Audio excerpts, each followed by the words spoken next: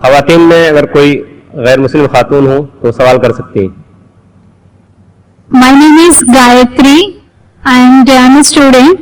میرا سوال یہ ہے کہ میری سہیلی نے کہا تھا مجھے جو قرآن میں دیا ہے وہ سب صحیح ہے اور میں یہ مانتی ہوں اور سارے مذہب کو مانتی ہوں، لیکن میرا سوال یہ ہے میری سہیلی نے کہا تھا جو ہم لوگ ہندو میں بھگوان کو پوجا کرتے ہیں، جو ہم لوگ مورتی کو پوجا کرتے ہیں جو پتھر کا بنا ہوا رہتا ہے، لیکن میری سہیلی کہتی ہے وہ پتھر ہے جو تمہیں کچھ نہیں دے گا، بھلے تم کتنا بھی مانگو وہ تمہیں کچھ نہیں دے گا، اس لیے تم ہے نا ہماری جو قرآن شریف ہے تم پڑھو اس سے اور تمہیں اچھا لگے گا.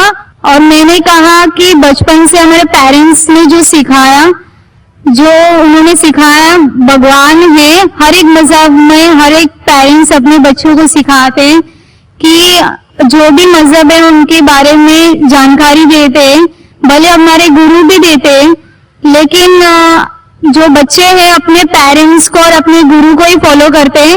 میں نے بھی ایسے ہی کیا، لیکن میری سہیلی کہتی ہے کہ وہ غلط ہے، تم اپنی پتھر کو کچھ بھی مانگو وہ کچھ نہیں دے گا، ہم اللہ کو ایک مانگیں گے تو وہ ہمیں سب کچھ دیتے ہیں. بہن کا سوال ہے کہ وہ ہندو ہے، بت پرستی کرتی ہے، اس کی مسلم سہیلی نے کہا کہ بت پرستی مت کرو، غلط ہے، ایک بھگوان میں مانو، ایک خدا میں مانو. لیکن یہ بہن کہہ رہی ہے کہ میں میری والدہ کی بات مانوں، والدین کی بات مانوں یا گرو کی بات مانوں، کیا سہیلی کی بات مانوں؟ بہن سب سے بڑا گرو ہے ایشور، سب سے بڑا گرو ہے اللہ. آپ نہ سہیلی کی بات مانو نہ والدین کی بات مانو، ایشور کی بات مانو. ایشور کیا کہتا ہے، بھگوان کیا کہتا ہے، اور اس کے لیے جو قرآن کیا کہتا ہے، اگر اس چیز کو آپ کو نہیں ماننا ہے تو انشاءاللہ اگلے سنیچر آؤ، میری تقریر ہے خدا کا تصور مختلف مذاہب میں، اور یہ تقریر میں ثابت کروں گا آپ کی کتاب سے، ہندو مذہبی کتاب سے، کہ ہندو مذہبی کتاب میں بھی لکھا ہے کہ خدا ایک ہے، اس خدا کی کوئی پرتیما نہیں ہے اور بت پرستی حرام ہے. انشاءاللہ آپ اگلے سنیچر آئیے 22 تاریخ کو، انشاءاللہ تقریر کے بعد آپ پھر سے سوال نہیں دہرائیں گی.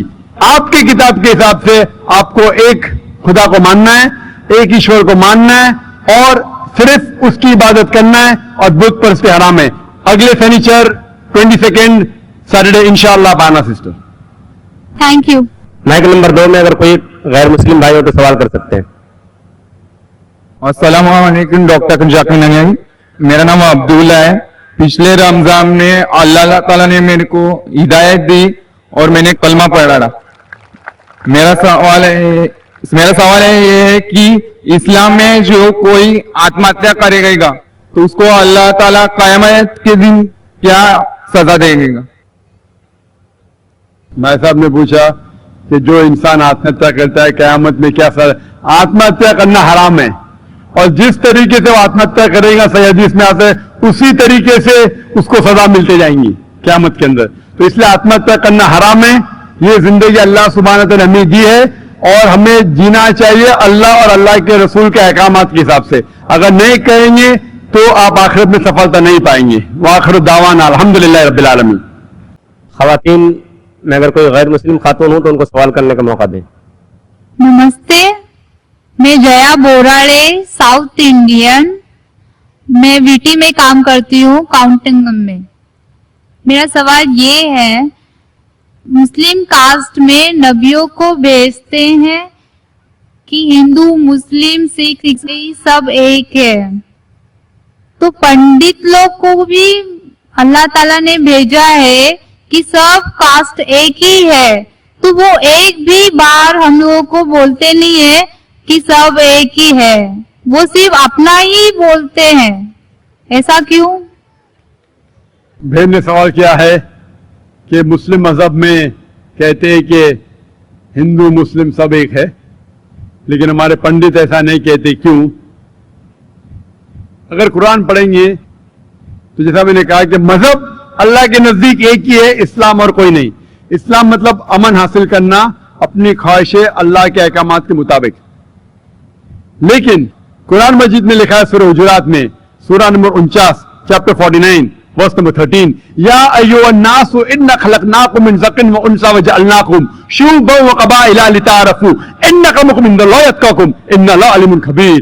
کہ اے انسانوں، ہم نے تمہیں بنایا ہے ایک پیر سے، ایک جوڑے سے، آدمی اور عورت کے جوڑے سے، اور آپ کو تقسیم کیا ہے قبائل میں تاکہ آپ ایک دوسرے کو پہچان سکے، نہ کہ آپ ایک دوسرے سے نفرت کرے. اور سب سے بہترین انسان وہ ہے جو تقوی رکھتا ہے. تو سارے مذہب کے لوگ ایک نہیں ہیں، سارے انسان ایک ہے. ایک انسان دوسرے انسان سے اونچا دولت کی وجہ سے نہیں ہے، جنس کی وجہ سے نہیں ہے، عمر کی وجہ سے نہیں ہے، پیسے کی وجہ سے نہیں ہے، لیکن ہے تقوی کی وجہ سے. تقوی مطلب پائٹی، رائچسنس. جس کو اللہ سبحانہ و تعالی کا زیادہ خوف ہے، جو اللہ سے زیادہ قریب ہے، وہ انسان اونچا انسان ہے. نہیں تو سارے انسان یکساں ہے. جہاں تک کہ آپ نے کہا کہ پنڈت لوگ یہ کیوں نہیں کہتے کہ سارے انسان سیم ہیں، کیونکہ جب آپ ہندو مذہب کی کتاب پڑھیں گے، وید اور باقی کتاب، اس میں لکھا ہے کہ خدا نے اپنے سر سے پیدا کیا برہمن کاسٹ کو، اپنے چھاتی سے پیدا کیا شتریہ کلاس کو. برہمن مطلب لرنڈ کاسٹ، ودوان کلاس. شتریہ مطلب وارئر کاسٹ، سولجرز. اور اپنے تھائی سے، اپنے جانگ سے یا اپنے پیٹ سے پیدا کیا ویشاس، بزنس کلاس. اور اپنے فیٹ سے، پیر سے پیدا کیا شودرا. اور یہ کاسٹ سسٹم جو لکھا ہے آپ دیکھیں گے منوسمرتی میں ہے، وید میں ہے، یہ اس میں مانتا نہیں ہر ہندو. کیوں؟ کیونکہ یہ انسانیت کو تقسیم کرتا ہے. ہمارے اسلام میں سارے انسان، چاہے گورا یا کالا، امیر یا غریب، راجا یا فقیر، اللہ کے نزدیک انسان یکساں ہے. اونچا تب ہوتا ہے جب تقوی زیادہ ہے تو اور اچھا انسان ہے. تو ہم مانتے ہیں کہ پیسے سے یا رنگ سے یا جات پات سے انسان جنت میں نہیں جا سکتا ہے. اس کے بارے میں اور اگر آپ چاہتے ہیں تو آپ میری تقریر سنو، ہندو مذہب اور اسلام میں یکسانیت، اور اس کے بارے میں اور ڈیٹیلز میں کہا regarding caste system. Hope the answer the question system. Mic number 2 سے کوئی سوال ہو بھائی. السلام علیکم ذاکر بھائی. I am Joseph Fernandes working in a call centre. میرا سوال آپ سے یہ ہے کہ مجھے کئی دوست ملے جن میں سے کچھ سیاہ ہیں اور کچھ سنی. جیسے آپ نے کچھ دیر پہلے بتایا کہ جو انسان مانتا ہے کہ اللہ ایک ہے اور محمد علیہ السلام آخری پیغمبر ہیں، تو میں مانتا ہوں اس بات کو. تو اگر میں یہ کہوں کہ میں مسلمان ہوں تو یہ جھوٹ نہیں ہے. لیکن مسلمان بننے کے بعد ایک نماز پڑھنا بہت ضروری ہوتا ہے، اور کچھ طریقے ہیں جو دونوں ہی دوستوں نے مجھے بتائے، لیکن ان کے طریقے الگ الگ ہیں. تو مجھے یہ سمجھ میں نہیں آیا کہ کس کا طریقہ میں اپناؤں، کیونکہ دونوں ہی اپنے طریقوں کو صحیح سمجھتے. بھائی صاحب نے سوال کیا کہ اگر اللہ ایک ہے اس میں ماننا ہے اور محمد صلی اللہ علیہ وسلم پیغمبر تو میں مانتا ہوں، تو اس طریقے سے مسلمان ہوں میں. لیکن میرے دو دوست، ایک شیعہ ایک سنی، اور مسلمان بننے کے لیے نماز پڑھنا ضروری ہے، تو کس طریقے سے نماز پڑھوں؟ بھائی صاحب، آپ کہتے ہیں کہ اللہ ایک ہے، آپ مانتے ہیں کہ اللہ کے پیغمبر محمد صلی اللہ علیہ وسلم آخری پیغمبر ہے، تو آپ نے کہا کہ کس طریقے سے نماز پڑھوں؟ یہ شیعہ سنی جو آپ نے پوچھا، آپ جب قرآن پڑھیں گے، قرآن میں نہ شیعہ ہے نہ سنی ہے. قرآن میں نہ شیعہ ہے نہ سنی ہے. قرآن شریف میں کہا گیا ہے سورہ عمران میں، سورہ نمبر 3 آیت نمبر 103 میں، وَاعْتَصِمُوا بِحَبْلِ اللَّهِ جَمِيعًا وَلَا تَفَرَّقُوا، کہ آپ آپس میں اکٹھا ہو کے اللہ کی رسی کو مضبوطی سے پکڑو. اللہ کی رسی ہے قرآن اور صحیح حدیث. تو آپ دیکھیں قرآن میں کیا لکھا ہے اور اللہ کے رسول کے صحیح حدیث میں کیا لکھا ہے. تو جو بھی آپ سے کچھ کہتا ہے اگر قرآن اور صحیح حدیث کے مطابق ہے، آپ اس کی بات مانو. جو ذاکر کہتا ہے وہ بھی کچھ اہم نہیں اسلام میں. ذاکر اسلام میں 0 ہے.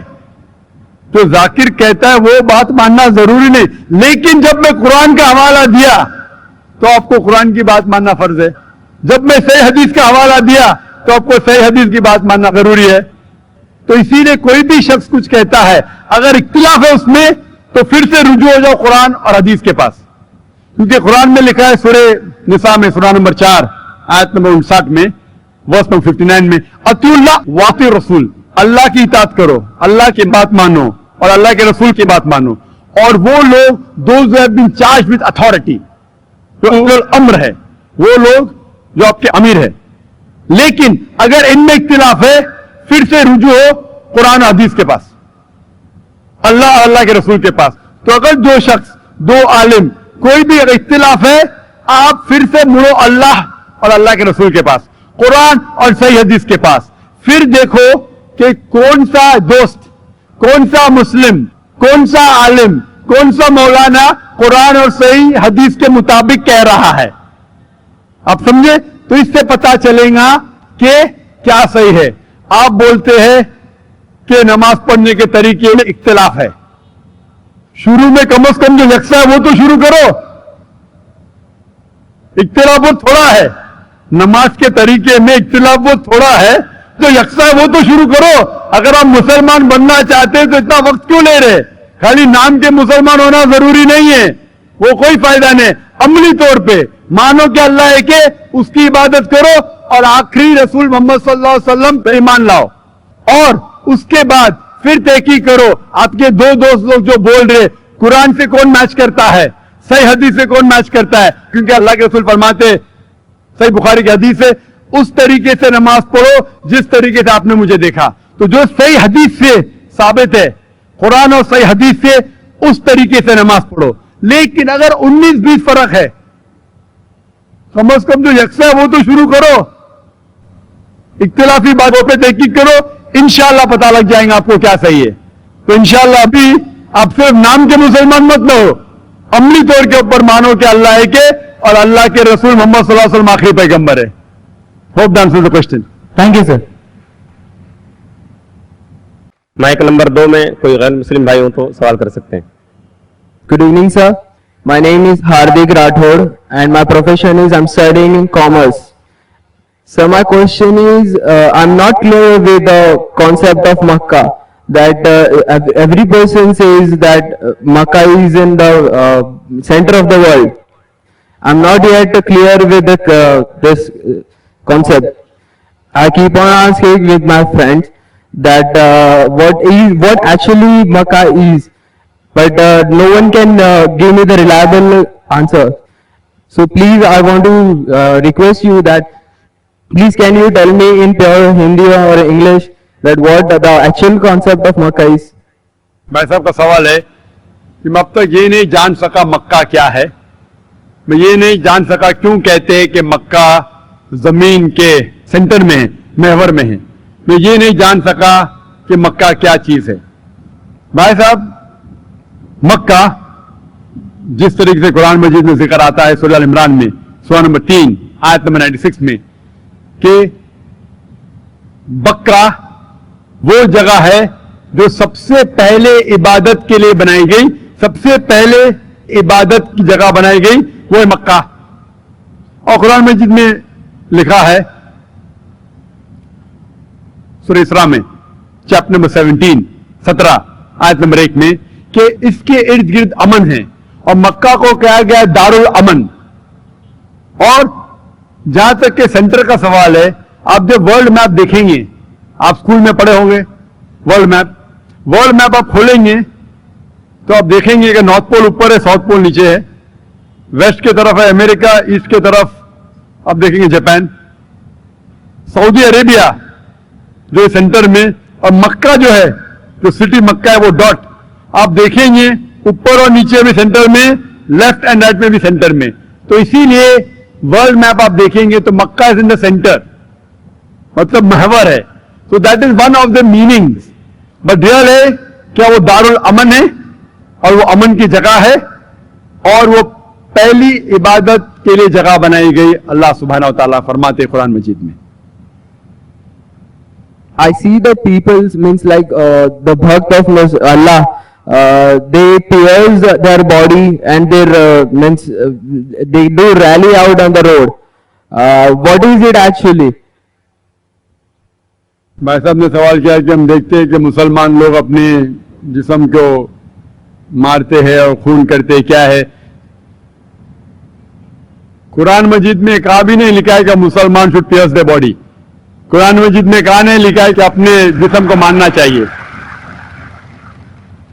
जहां तक ये सही हदीस है, सही हदीस में अल्लाह के फरमाते अगर इंतकाल होता है आपके घर वाले का या कोई नुकसान होता है, मैक्सिमम आप 3 दिन तक शोक मना सकते हैं, 3 दिन से ज्यादा नहीं, क्योंकि किसी का भी इंतकाल होता है वो अल्लाह की तरफ से है.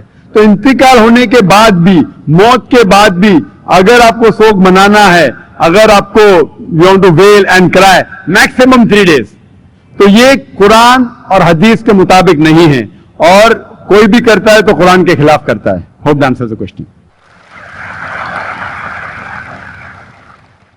माइक नंबर 1 से सवाल कर सकते हैं, कीजिए. जाकिर भाई, मेरा नाम शिवा था. कुछ साल पहले मैं इतना तो नॉलेज रखता था कि मतलब एक शांति नहीं मिलता था एक भगवान को मानने में, पूजा करने में.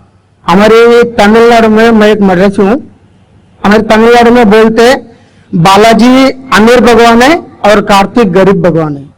तो इससे मैं सहमत नहीं था. मैं बोलता था जब हम इंसानों में हो सकता है, भगवानों में नहीं हो सकता है. फिर भी मेरा दिल नहीं माना. जब मैं भागा भागा फिरता था, फिर अचानक मेरे को ना क्रिश्चियन दोस्त लोग मिले. फिर उन लोगों के साथ मैं प्रेयर करने के लिए जाता था. फिर प्रेयर में जाता था, प्रेयर करता था, बहुत आनंद लगा, अच्छा लगा. फिर बाइबल में खुद पढ़ने लगा. उसमें भी बहुत जगह में बयान नहीं होता कि भाई दिल नहीं मानता है. ईसा अलैहिस्सलाम बोलते मानते हैं नहीं कि वो खुदा है. फिर मैं साथ ही हमारे मोहल्ले में मुसलमान दोस्त लोग भी है. फिर उन लोग एक आयत पढ़ के मेरे को तर्जुमा बताया, कुल वल्लाहु अहद अल्लाहु समद लम यलिद वलम यूलद वलम यकुन लहू कुफुवन अहद. तो इसमें मैं बहुत सहमत हुआ, क्योंकि ना शरीर है, ना माँ बाप है, ना रूप है. बहुत अच्छा लगा, मेरे को ठंडा लगा. ये हुआ 2003 के पहले. फिर मैं 2004 में डायरेक्ट फौरन कलमा पढ़ा के इस्लाम कबूल किया, मुसलमान हुआ. अब ये है, मैं मुसलमान होने के बाद मेरे को इतना नॉलेज नहीं था, जानकारी नहीं था. मेरा सवाल यही है, इतना नॉलेज नहीं था, फिर भी मैं डील करता था. फिर बहुत लोग मुझे समझाए गलत है, आपने तू आया नहीं मजहब में, ऐसा नहीं चलेगा. फिर मैंने आकर अल्लाह करम से छोड़ भी दिया. मेरी सवाल यह है, कुरान में नशे की बयान आता है, मेरे दिल कहता है कि नशा तो सब नशा होता है. सिगरेट हो, गंजा हो, चिलिम हो, कोई भी चीज हो, नशा तो नशा होता है. मेरे मोहल्ले में जो मुझे मना करते वही हाफिज मौलाना लोग दम मारते. ये नशा है क्या नहीं है, सही है क्या गलत है? भाई साहब का सवाल है. अल्हम्दुलिल्लाह, हिंदू मजहब में शांति नहीं थी, तो बाद में ईसाईयत कबूल की. पहले अच्छा लगा, बाइबल पढ़ी तो पता लगा काफी गड़बड़ है, छोड़ दिया. फिर मुसलमान दोस्त ने कहा, एक सूरत पढ़ी, सूरह इखलास, और इतना खुश हुए कि इसने इस्लाम कबूल किया 3-4 साल पहले. अल्लाह इनको जज़ाए खैर दे. और कुछ बुरी आदत थी जो फिर भी करता था, दोस्तों ने कहा तो बुरी आदत छोड़ दिया अल्हम्दुलिल्लाह. अभी वो पूछना चाहता है एक सवाल कि कुरान मजीद में लिखा है कि नशा हराम है, तो नशे के साथ साथ पीना, चरस, गांजा ये भी हराम है क्या? कुरान मजीद में लिखा है सूरह माइदा में सूरह नंबर 5 आयत नंबर 90 में, या लज़ीन आमनू इन्नमल खम्रु वल मैसिरु वल अंसाबु वल अज़लामु रिज्सुम मिन शैतान फज्तनिबू लअल्लकुम तुफ्लिहून. कि कहो ईमान वालों से, इन्नमल खम्रु वल मैसिरु, कि मोहब्बत कहो ईमान वाले से कि नशा, नशे वाली चीज, खमर, आइडल वर्शिप, बुत परस्ती, फॉर्च्यून टेलिंग, ये सारी चीजें हराम है. रिज्सुम मिन शैतान, ये शैतान की चीजें हैं. फज्तनिबू लअल्लकुम तुफ्लिहून, इससे दूर रहो ताकि आप सफलता पाओ. तो कुरान मजीद में लिखा है कि नशे वाली चीज, इन्नमल खम्रु वल मैसिरु, गैम्बलिंग, जुआ खेलना, फॉर्च्यून टेलिंग, और अल्लाह के अलावा किसी और की इबादत करना, बुत परस्ती, ये चारों चीज हराम है.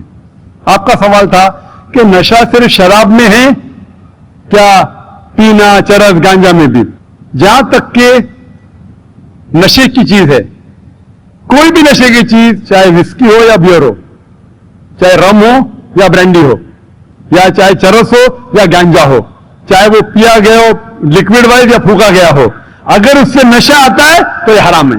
اللہ کے رسول فرماتے ہیں محمد صلی اللہ علیہ وسلم ابن ماجہ میں والیوم نمبر 3 چیپٹر نمبر 30، وہ فرماتے کہ anything intoxicates in large quantity is prohibited in small quantity. اگر کچھ چیز آپ کو نشہ دیتی ہے بڑی کوانٹٹی میں، وہ چھوٹی کوانٹٹی میں بھی حرام ہے. تو چرس گانجا سب حرام ہے.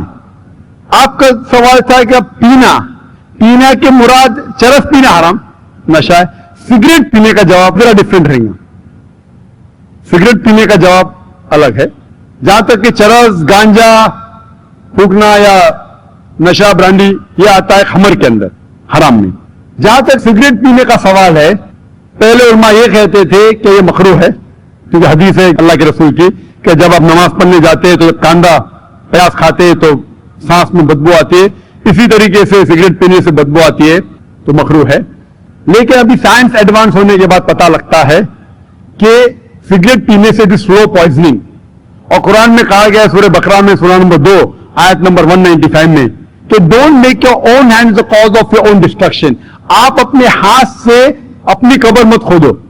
ڈونٹ کمٹ سوسائڈ، اپنے ہاتھ سے اپنی قبر مت کھودو، یہ محرہ ہے. Don't make your own hand the cause of a destruction, اپنے ہاتھ سے اپنی تباہی خود مت کرو. تو اس سے پتا چلتا ہے کہ سوسائڈ آتم ہتیا کرنا حرام ہے. آج سائنس بننے کے بعد ترقی کرنے کا پتا چلا کہ after alcohol the second most damaging to health it is cigarette smoking. It is smoking, tobacco in any form. اور WHO کے مطابق ہر سال 40 لاکھ لوگ صرف مرتے ہیں سگریٹ اسموکنگ سے، تمباکو سے 40 لاکھ. اور اس کی کئی بیماریاں ہیں، آپ میں تقریر سن سکتے ہیں، ڈائٹری لاز آف اسلام. اسی لیے 400 سے زیادہ فتوے ہیں مصر میں، سعودی عربیہ میں، کئی علماء کے جو کہتے ہیں کہ سگریٹ پینا سلو پوائزننگ اسی لیے حرام ہے. تو نئے فتوے سگریٹ پینا بھی حرام ہے، اور نشے کی حالت کے اندر برانڈی وائن ایوری تھنگ چرس گانجا تو بے شک حرام ہے. Hope dance the question.